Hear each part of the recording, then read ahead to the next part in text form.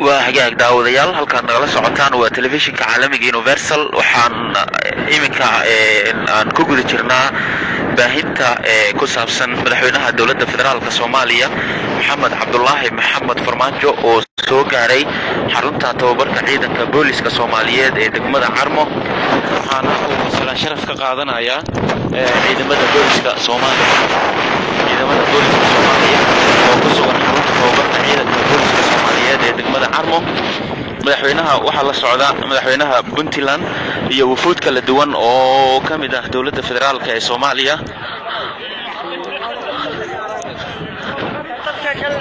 waxaana iminka sala sharafta siinaya ciidamada booliska Soomaaliya madaxweynaha ayaa soo gaaray degmada Carmo waxaana soo gaaritaankiisa ay qayb ka tahay safar uu ku marayo deegaano ka tirsan Puntland waxaana degmada Carmo kadib madaxweynaha uu uga sii gudbi doonaa magaalada Boosaaso ee gobolka Bari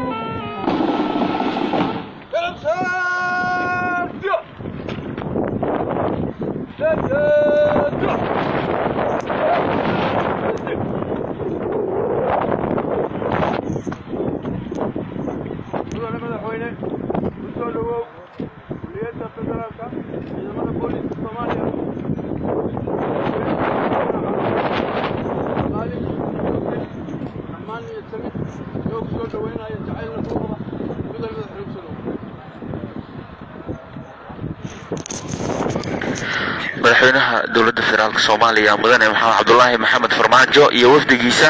oo uu la socdo madaxweynaha Puntland Cabdulle Maxamed Cali Gaas waxay qaateen salaan sharaf ay ciidanka booliska Soomaaliya ka qaateen waxay iminka u sii gudbeen howlka weyn ee xarunta tababarka ciidanka booliska Soomaaliya degmada Carmo ee gobolka Bari dabcan ciidamada amniga ayaa amniga aad u adkeeyay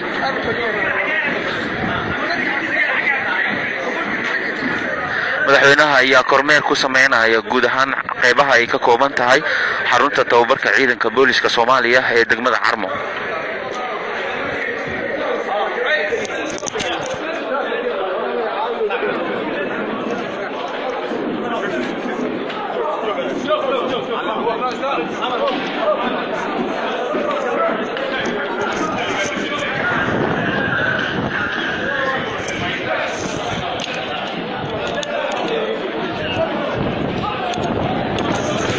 وحقاق داوديال halka dawladda nagala socotaan waa telefishinka caalamiga Universal waxaan ku guda jirnaa booqashadii tooska ahayd ee madaxweynaha Jamhuuriyadda Federaalka Soomaaliya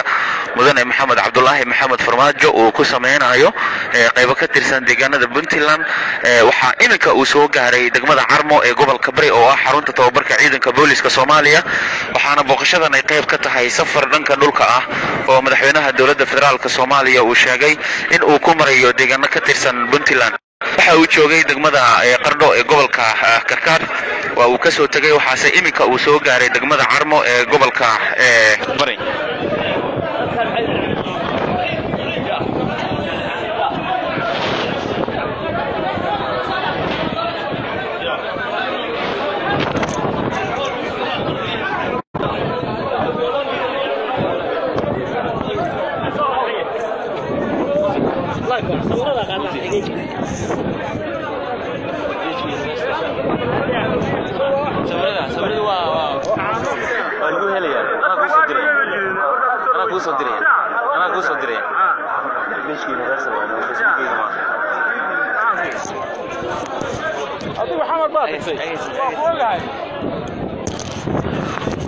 waxaa iminka soo socda madaxweynaha Puntland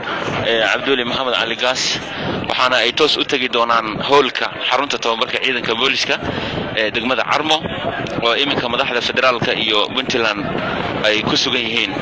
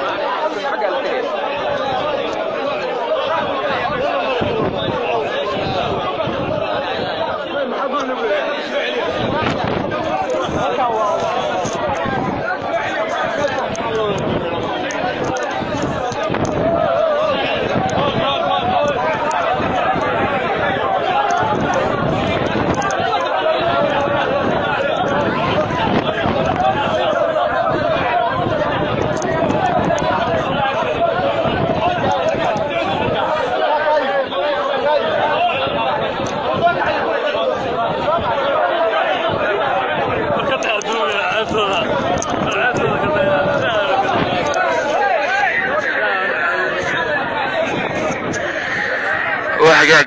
داوديال halkaad weli nagala socotaan waa telefishinka Universal waxa weli